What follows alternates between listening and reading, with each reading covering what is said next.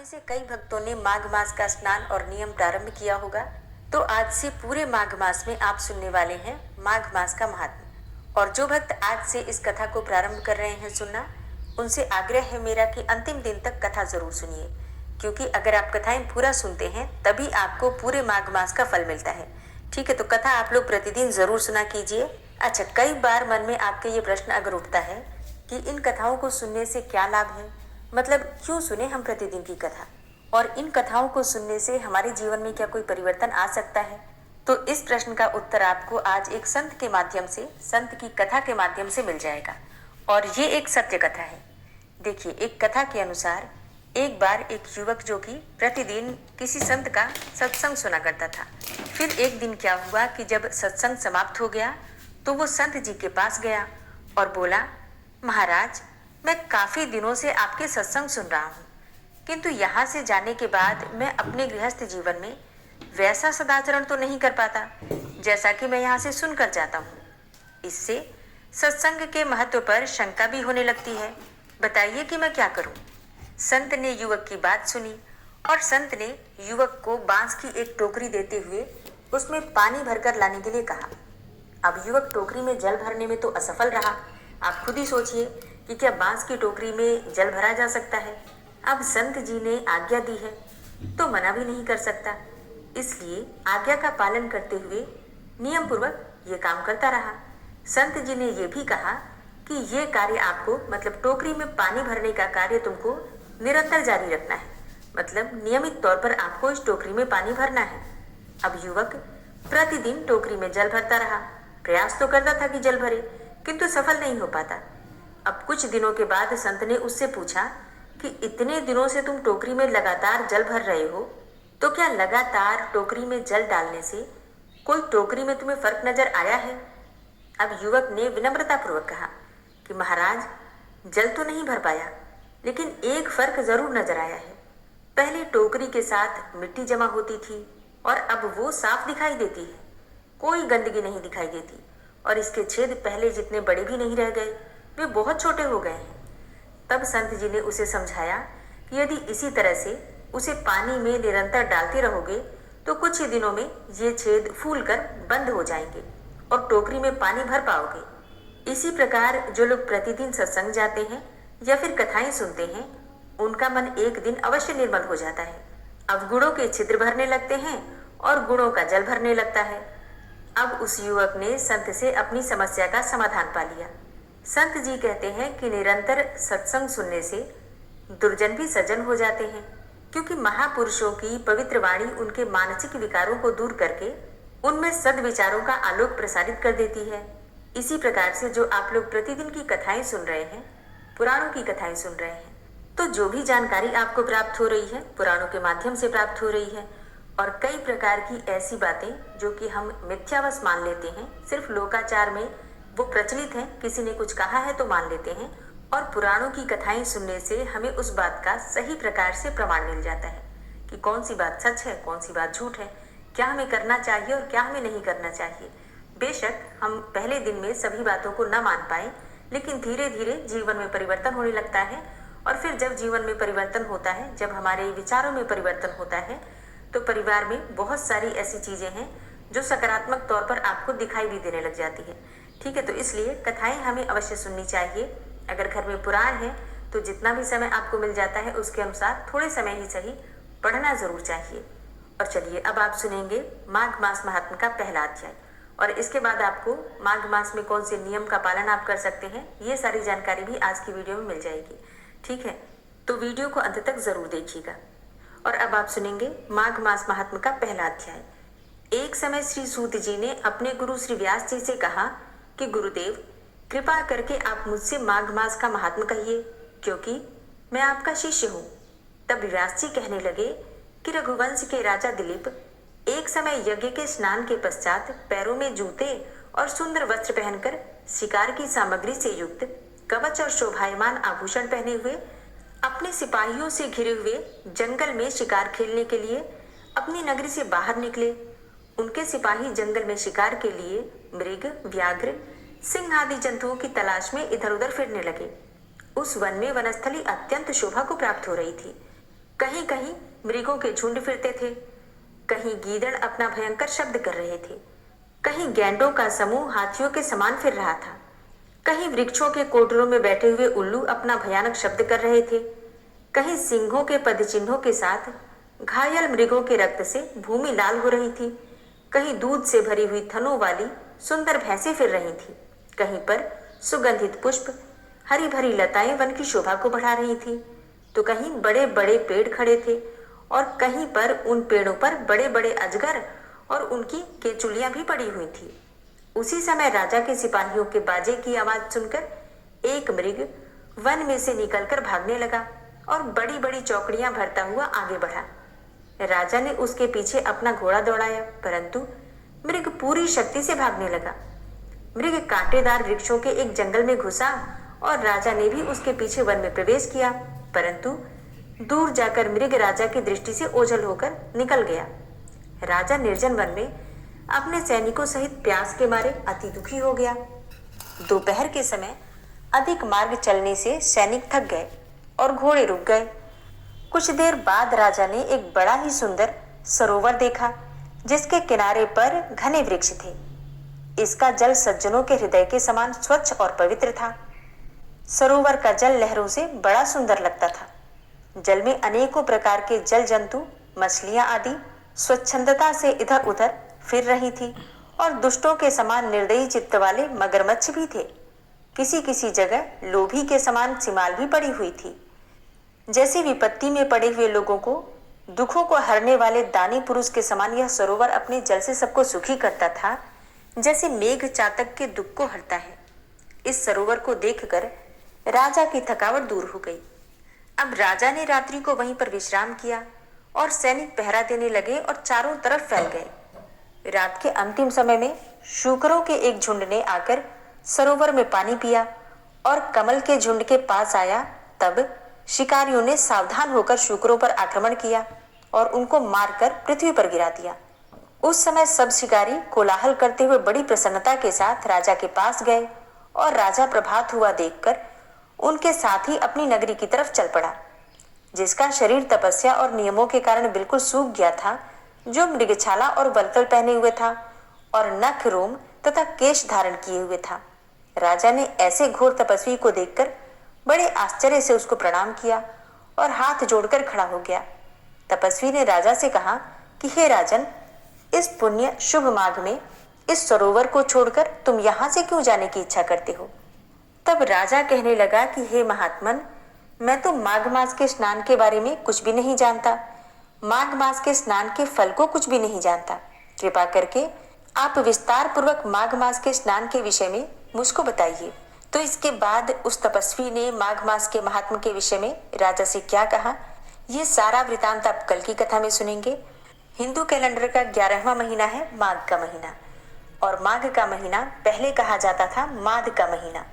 माध अर्थात भगवान श्री कृष्ण का एक स्वरूप है जिसका नाम है माधव, और भगवान श्री कृष्ण को, भगवान श्री हरि विष्णु को माघ का महीना बहुत प्रिय है, इसलिए इस महीने का नाम ही माध था। बाद में इस नाम को माघ के नाम से जाना गया, क्योंकि जिस महीने की पूर्णिमा जिस नक्षत्र में आती है उसी नाम से उस महीने को जाना जाता है। तो माघ मास की पूर्णिमा मघा नक्षत्र में आती है, इसलिए इस महीने को माघ कहा जाता है। पुराणों में वर्णन आता है कि माघ मास में जो भी हम दान करते हैं, जो भी शुभ कर्म करते हैं, उसका फल कई जन्मों तक मिलता है। यही वजह है कि माघ के महीने में भगवान श्री कृष्ण की पूजा की जाती है, भगवान सूर्यदेव की पूजा की जाती है, गंगा स्नान किया जाता है और जरूरतमंदों को, ब्राह्मणों को, गुरु को दान दिया जाता है। मान्यता है कि भगवान श्री कृष्ण की पूजा इस महीने में करने से अत्यंत श्रेष्ठ फल की प्राप्ति होती है। और माघ मास के महत्व को बताते हुए पद्म पुराण में ये कहा गया है कि भगवान श्री हरि विष्णु पूजा से उतना अधिक प्रसन्न नहीं होते हैं जितना कि माघ मास में गंगा स्नान से प्रसन्न हो जाते हैं। पौराणिक कथा के अनुसार माघ मास में गौतम ऋषि ने इंद्रदेव को श्राप दिया था। फिर इंद्र ने प्रायश्चित करने के लिए इसी महीने में गंगा स्नान किया था। इसके बाद इंद्रदेव को श्राप से मुक्ति मिल गई थी। कहा जाता है कि इस महीने में पृथ्वी पर जितने भी जलाशय हैं सबको गंगा के समान ही समझना चाहिए।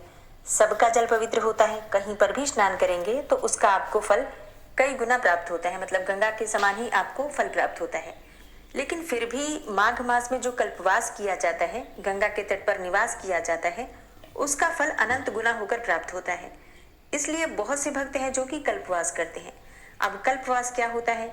किसी भी नदी के किनारे, वैसे विशेषकर प्रयागराज में कल्पवास किया जाता है, लेकिन आपके आसपास कोई भी नदी हो जहां पर भी आपका जाना संभव हो, तो ऐसा कहा जाता है कि किसी भी नदी के किनारे, गंगा इत्यादि नदियों के किनारे अगर पूरे 1 महीने तक वहीं नदी के तट पर रहा जाए और फिर प्रतिदिन गंगा स्नान करें, पूजा पाठ करें, मंत्र जप करें, तप करें, दान करें वहीं पर रहकर, जो भी वहां पर जरूरतमंद लोग हैं या फिर कोई ब्राह्मण है, कोई शिविर लगा है साधुओं का, तो वहां पर दान कर सकते हैं, तो उसका फल अनंत गुना होकर प्राप्त होता है। साधु संत वहां पर विराजते हैं तो उनके प्रवचन सुनना प्रतिदिन और उनके साथ सत्संग करना, इसका लाभ बहुत अधिक होता है। तो बहुत से लोग हैं जो कि प्रयागराज में कल्पवास करते हैं पूरे 1 महीने तक। इसी प्रकार से और भी बहुत सारी पवित्र नदियां हैं जिनके पास कल्पवास किया जाता है। मतलब यूं समझ लीजिए कि गंगा स्नान करने का महत्व माघ मास में कई गुना बढ़ जाता है। तो अगर आप किसी पवित्र नदी में या फिर गंगा इत्यादि नदियों में स्नान कर पाते हैं तो अत्यंत श्रेष्ठ होता है। लेकिन अगर आप ऐसा नहीं कर पाते हैं तो अपने घर में भी प्रतिदिन गंगा जल मिश्रित करके और स्नान के जल में स्नान कर लीजिए। तो पात्र में सबसे पहले थोड़ा गंगा जल डाल दीजिए, फिर उसी को बाल्टी को भर दीजिए, पात्र को भर दीजिए और फिर आप स्नान करते हैं तो गंगा में स्नान करने के समान ही पुण्यफल प्राप्त होता है। इसके साथ ही गंगा इत्यादि नदियों का नाम स्मरण करते हुए भी आप गंगा स्नान कर सकते हैं। मतलब अपने घर में भी अगर तीर्थों का स्मरण करते हुए हम स्नान करते हैं तो हमें तीर्थ में स्नान करने का ही फल प्राप्त होता है, जैसा आपने कल की कथा में सुना भी था। अब इसके बाद दान का बहुत महत्व होता है। तो माघ मास में किन चीजों का दान करना चाहिए? देखिए, पुराणों में जो दान बताए गए हैं अनेकों दान हैं, जैसे कि अन्न का दान, विद्या का दान करना, किसी को अभय दान करना। मतलब कोई भयभीत हो व्यक्ति, अगर आप किसी प्रकार से उसका डर दूर कर सके, उसका सहयोग कर सके, तो ये भी एक प्रकार का दान होता है। मतलब मन से किसी के अगर भय निकाल दिया जाए तो ये भी उसको निर्भय करना भी महादान हो जाता है।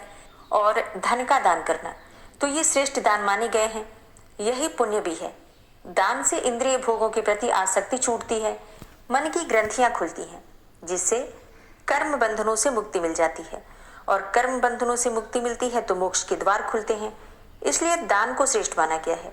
अब इस महीने में आप चाहे तो घी का दान कर सकते हैं, शुद्ध घी का, या फिर खिचड़ी का दान कर सकते हैं। खिचड़ी की सामग्री जैसे कि दाल, चावल, इन चीजों का भी दान कर सकते हैं। नमक का दान करना, हल्दी का दान करना, गुड़ और तिल का दान करना, इन चीजों का दान करने से भी महाफल की प्राप्ति होती है। इसके अलावा जैसे कि अभी सर्दियां चल रही हैं तो किसी को अगर आप जरूरतमंद को रजाई या कंबल का दान करते हैं तो इससे भी बहुत अधिक लाभ मिलता है। देखिए, जरूरत की चीजों का दान करना और ऐसे व्यक्ति को जिसको उसकी जरूरत हो, इसे भी बहुत श्रेष्ठ माना गया है। अब दान आप अपनी इच्छा के अनुसार, अपनी आर्थिक स्थिति के अनुसार कर सकते हैं। तो जो भक्त स्नान का नियम लेते हैं, पहले दिन से यानी कि पौष पूर्णिमा के दिन आपको संकल्प के साथ स्नान का प्रारंभ करना है। स्नान करने का समय क्या होता है? देखिए, वैसे माघ के महीने में कोई ऐसा बहुत महत्वपूर्ण नियम नहीं है कि आप 3 बजे से 5 बजे के बीच में उठकर नहाएं। हाँ, इतना जरूर ध्यान रखना चाहिए कि सूर्योदय से पहले स्नान कर लें।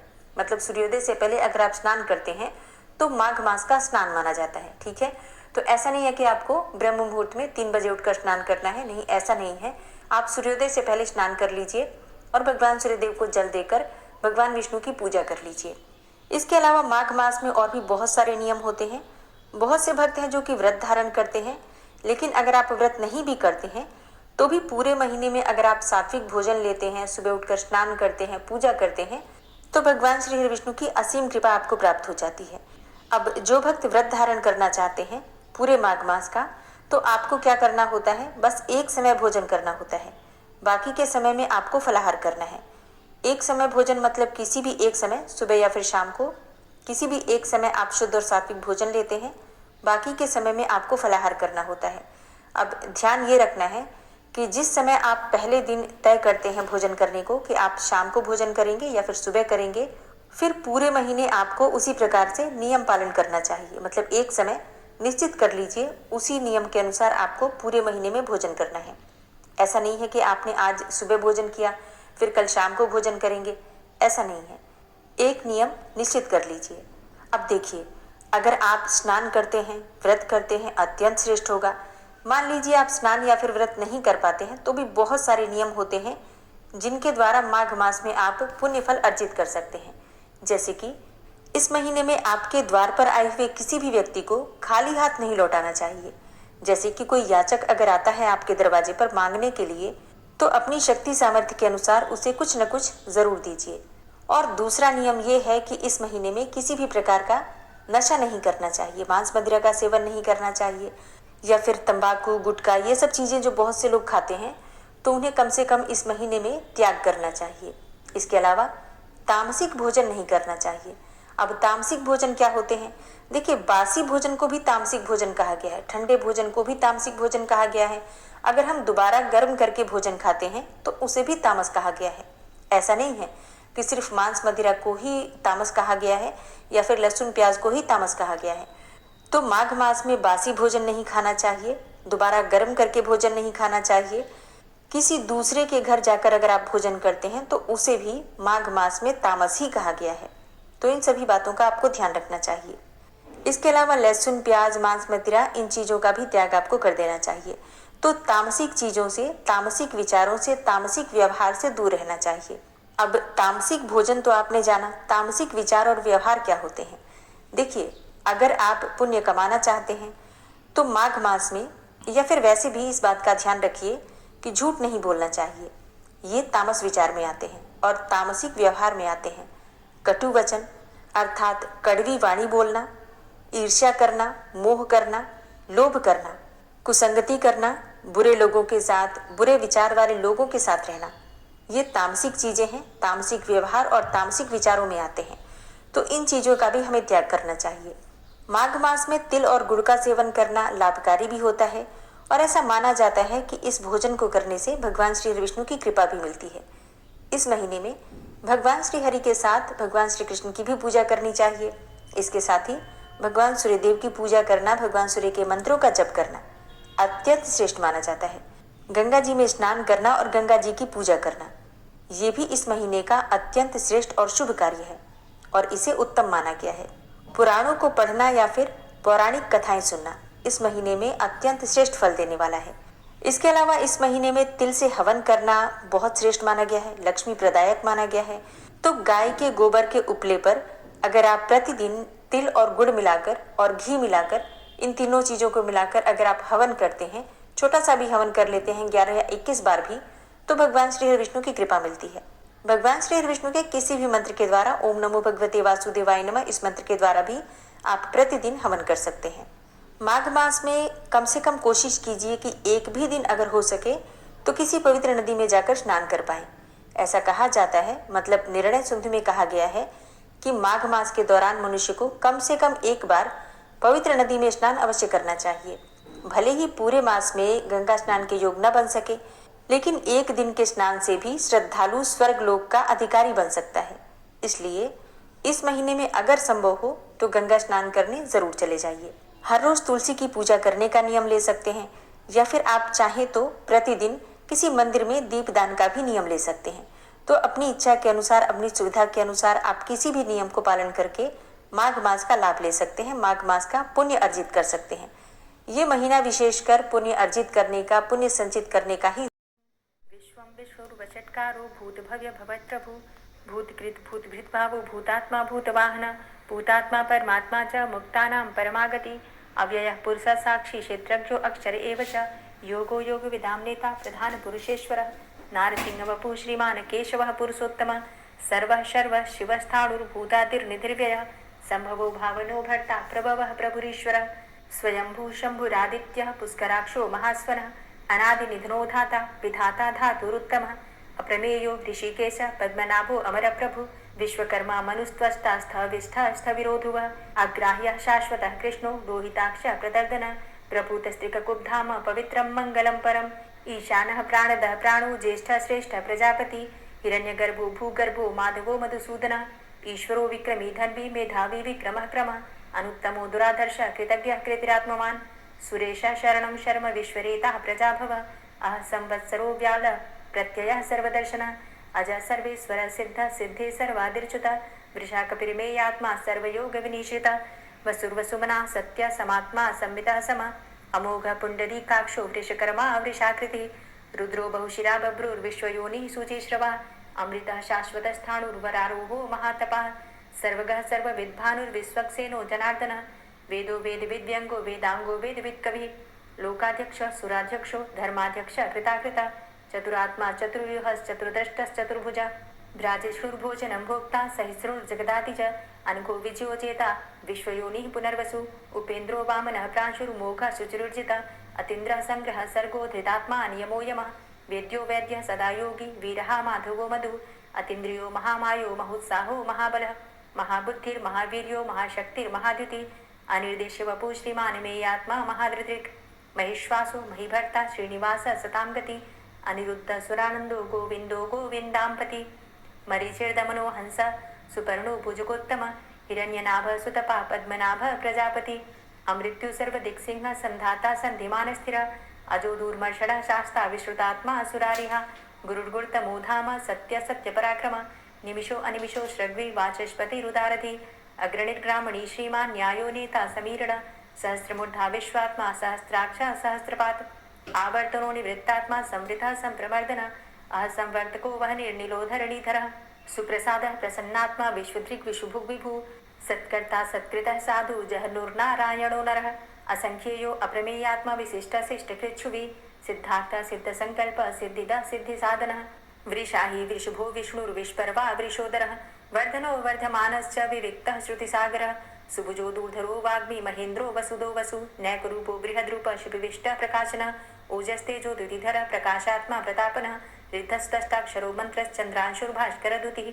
अमृतांशुद्भवो भानु शशबिन्दु सुरेश्वरः औषधं जगतः सेतु सत्यधर्मपराक्रमः भूतभव्य भवन्नाथ पवनः पावनो नलः कामः कामकृत्कान्तः कामः कामप्रदः प्रभु युगादिकृत्युगावर्तो नैकमायो महाशनः अदृश्य अव्यक्तरूपश्च सहस्रजितनन्तजित् इष्टो अविशिष्ट शिष्टेष्ट शिखण्डी नहुसो वृष क्रोधः क्रोधकृत्कर्ता विश्वबाहुर्महीधरः अच्युतः प्रतितः प्राणदो वासवानुजः अपां निधिर्धिष्ठानं प्रमत्तः प्रतिष्ठितः स्कन्दः स्कन्दधरो धूर्यो वरदो वायुवाहनः वासुदेवो बृहद्भानुरादिदेवः पुरन्दरः अशोकस्तारणस्तारः शूरः सौरिर्जनेश्वरः अनुकूलः शतावर्त पद्मी पद्मनिभीक्षणः पद्मनाभो अरविन्दाक्ष पद्मगर्भ शरीरभृत् महद्भिरुद्धो वृद्धात्मा महाक्षो गरुडध्वजः अतुलः शर्भो भीमो समयज्ञो हविर्हरि सर्वलक्षण्यो लक्ष्मीवान् समितिञ्जय वीक्षरो रोहितो मार्गो हेतुर्दामोदरः सह महीधरो महाभागो वेगवान् मिताशन उद्भवः शोभणो देव श्रीगर्भ परमेश्वर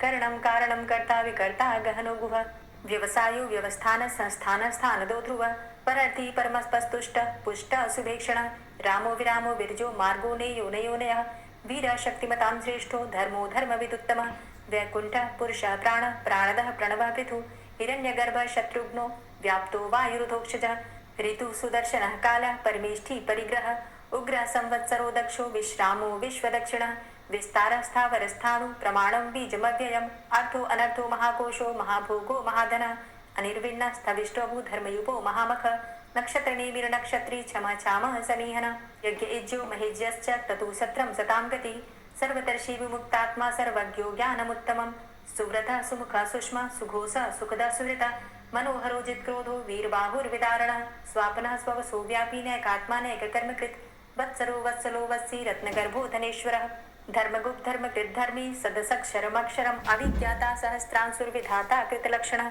गवस्थिनेमिः सत्त्वस्थः सिंहो भूतमहेश्वरः आदिदेवो महादेवो देवेशो देवभृद्गुरुः उत्तरो गोपतिर्गोप्ता ज्ञानगम्यः पुरातनः शरीरभूतभृद्भोक्ता कपीन्द्रो भूरि दक्षिणः सोमो अमृतपः सोमः पुरुजित पुरुषोत्तमः विनयोजयः सत्यसन्धो दाशाः सात्वताम्पति जीवो विनयिता साक्षी मुकुन्दो अमितविक्रमः अम्भो निद्रणन्तात्मा महोदधी शयोन्तकः अजो महारः स्वाभाव्यो जितामित्रः प्रमोदनः आनन्दो नन्दनो नन्दः सत्यधर्मा त्रिविक्रमः महर्षि कपिलाचार्यः कृतज्ञो मेदिनीपतिः त्रिपदस्त्रिदशाध्यक्षो महाशृङ्गः कृतान्तकृत् महावराहो गोविन्दः सुखेणः कनकाङ्गदी गुह्यो गभीरो गहनो गुप्तश्चक्रगदाधरः वेथा स्वाङ्गो अजितः कृष्णो दृढः सङ्कर्षणोच्युतः वरुणो वारुणो वृक्षः पुष्कराक्षो महामनाः भगवान् भगानन्दी वनमाली हलायुधः आदित्यो ज्योतिरादित्यः सहिष्णुर्गतिसत्तमः सुधन्वाखण्ड परशुर्दारुणो द्रविडकृतः दिविस्त्रिक्सरदृग्व्यासो वाचस्पतिर्योनिजः त्रिसामा सामगः सामन्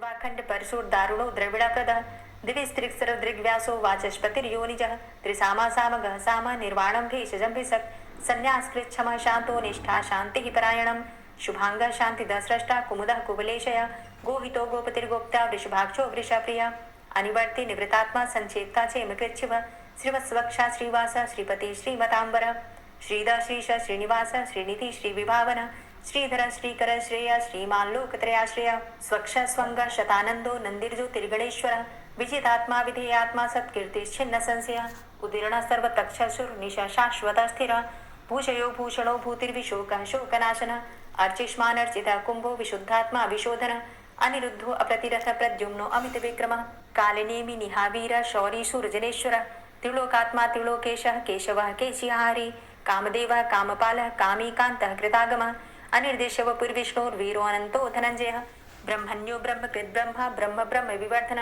ब्रह्मविद् ब्राह्मणे ब्रह्मी ब्रह्मज्ञो ब्राह्मण प्रिय महाक्रमो महाकर्मा महातेजा महोरगः महाक्रतुर्महायज्वा महायज्ञो महाहवि स्तव्यः स्तव प्रिय स्तोत्रं स्तुति स्तोतारण प्रिय पूर्णः पुरैता पुण्य पुण्यकीर्तिर्नामयः मनोजवस्तीर्थकरो वसुरेता वसुप्रद वसुप्रदो वासुदेव वसुर्वसुमनाहवि सद्गतिः सत्कीर्तिः सत्ता सद्भूति सत्परायणः शूरसेनो यदुश्रेष्ठ सन्निवासः सुयामुनः भूतावासो वासुदेवः सर्वासु निलयोनलः दर्पः दर्पदो दृप्तो दूर्धरोधा पराजितः विश्वमूर्तिर्महामूर्तिर्दीप्तमूर्तिर्मूर्तिमान् अनेकमूर्तिरव्यक्तः शतमूर्तिः शताननः एको नैकः सवः किं यत्तत्पदमनुत्तमं लोकबन्धुर्लोकनाथो माधवो भक्तवत्सलः सुवर्णवर्णो हेमांगो वरांगश्चन्दनांगदी वीरः विषमः शून्यो घृताशीरचलश्चलः अमानीमानदो मान्यो लोकस्वामी त्रिलोकधृक् सुमेधा मेतजो धन्यः सत्यमेधाधराधरः तेजो वृषः द्वितिधरः सर्वशस्त्रभृताम्बरः प्रग्रहो निग्रहो व्यग्रो नैकशृङ्गो गदाग्रजः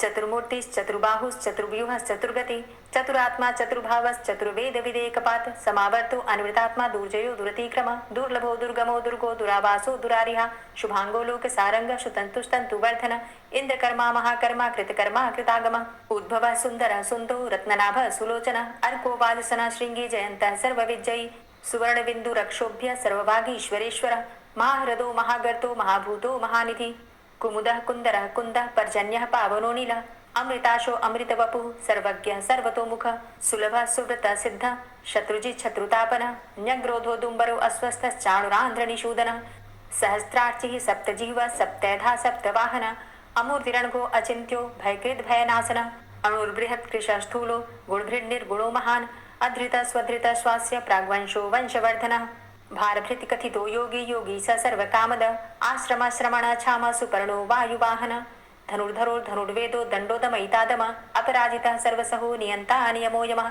सत्ववान् सात्विकः सत्य सत्यधर्मपरायण अभिप्रायः प्रियार्होर्ह प्रियकृत् कीर्तिवर्धनः विहाय सगतिर्ज्योति सुरुचिर्हुद्भुग्विभु रविर्विलोचनः सूर्य सविता रविलोचनः अनंतो हुद्भुग्भोक्ता सुखदो नैकजोग्रज अनिर्विण्ण सदामर्षि लोकाधिष्ठानमद्भुतः सनात सनातन्तमः कपिलः कपिरप्यय स्वस्तिदा स्वस्तिकृत् स्वस्ति स्वस्तिभुक् स्वस्ति दक्षिण रौद्रः कुण्डली चक्रे विक्रमयुर्जित शासन शब्दातिगा शब्दशः शिशिरः शर्वरीकर अक्रूरः पेशलो दक्षो दक्षिणः क्षमिणाम्बर विद्वतमो वितभय पुण्यशमन कीर्तन उत्तारणो दुष्कृतिः पुण्यो दुःस्वप्ननाशन वीरः रक्षण संतो जीवनः पर्यवस्थितः अनन्तरूपो अनन्तसृर्जित मन्युर्भयापः चतुरश्रो गभीरात्मा विदिशो व्यादिशो दिश अनादिर्भूर्भुवो लक्ष्मी सुवीरो रुचिरांगद जननो जन्मादिर्भीमो भीम पराक्रम आधारनीले योधाता पुष्पहासः प्रजागर ऊर्ध्वग सत्पथाचार प्राणदः प्रणवापण प्रमाणं प्राणनीलयः प्राणभृत् प्राणजीवन तत्त्वं तत्त्वविदेकात्मा जन्म मृत्यु जरातिग पूर्व स्वस्तरुस्तार सविता प्रपितामह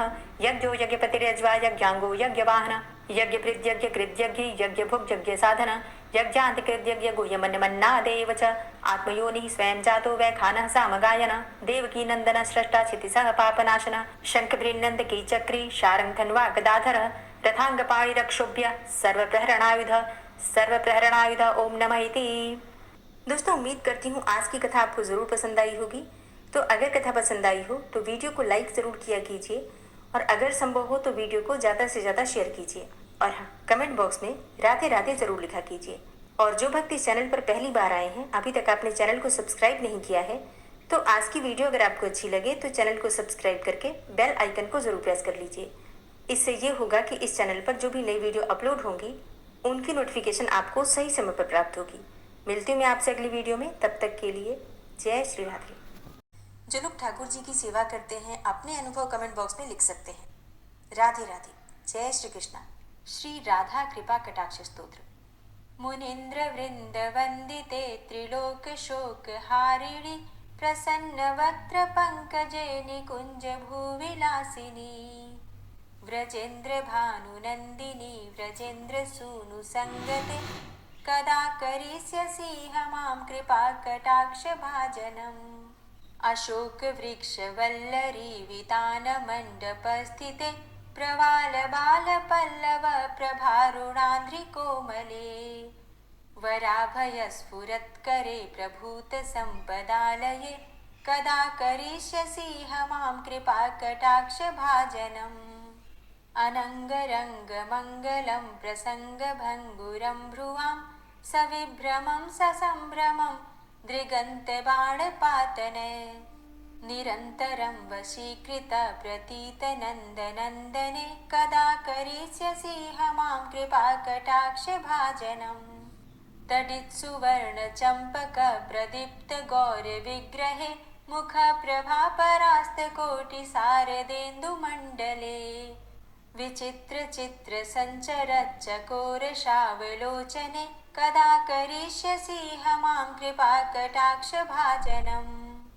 मदोन्मदादि यौवने प्रमोदमान मंडिते प्रियानुराग रंजिते कला विलास पंडिते अनन्य धन्य कुंज राज्य काम केलि कोविदे कदा करिष्यसि मां कृपा कटाक्ष भाजनम्। अशेष हाव भाव धीर हीर हार भूषिते प्रभूत शात कुंभ कुंभ कुंभि कुंभ सुस्तनि प्रशस्त मंद हास्य चूर्ण पूर्ण सौख्य सागरे कदा करिष्यसि मां कृपा कटाक्ष भाजनम्। मृणाल वाल वल्लरी तरंग रंग दौर्लते लताग्रलास्य लोल नील लोचनावलोकने ललल्लुलन्मिलन् मनोज्ञ मुग्ध मोहिनाश्रिते कदा करिष्यसि मां कृपा कटाक्ष भाजनम्। सुवर्ण मल्लिकाञ्चित त्रिरेख कम्बुकण्ठगे त्रिसूत्र मङ्गली गुण त्रिरत्न दीप्ति दीधिते सलोल नील कुन्तल प्रसून गुच्छ गुंफिते कदा करिष्यसि मां कृपा कटाक्ष भाजनम्। नितंब बिंबलंब मान पुष्प मेखला गुणे प्रशस्त रत्न किंकिणी कलाप मध्य मंजुले करींद्र शुंड दंडिका वरोह शोभ गोरुके कदा करिष्यसि मां कृपा कटाक्ष भाजनम्। अनेक मंत्रनाद मंजुनूपुरारवस्खलत् समाज राजहंस वंश निक्वणाति गौरवे विलोल हेम वल्लरी विडम्ब चारु चंक्रमे कदा करिष्यसि मां कृपा कटाक्ष भाजनम्। अनंत कोटि विष्णुलोक नम्र पद्मजार्चिते हिमाद्रिजा पुलोमजा विरिञ्चिजा वरप्रदे अपार सिद्धि रिद्धि दिग्ध सत्पदांगुली नखे कदा करिष्यसि मां कृपा कटाक्ष भाजनम्। मखेश्वरी क्रियेश्वरी स्वधेश्वरी सुरेश्वरी त्रिवेद भारतीश्वरी प्रमाण शासनेश्वरी रमेश्वरी क्षमेश्वरी प्रमोद काननेश्वरी व्रजेश्वरी व्रजाधिपे श्रीराधिके नमोस्तुते। इतीममद्भुतं स्तवं निशम्य भानुनन्दिनी करोतु सन्ततं जनं कृपा कटाक्ष भाजनम्। भवेत्तदैव सञ्चित त्रिरूपकर्मनाशनं लभेत्तदा ब्रजेन्द्र सूनुमण्डल प्रवेशनम्। जय जय श्री राधे, जय जय श्री राधे।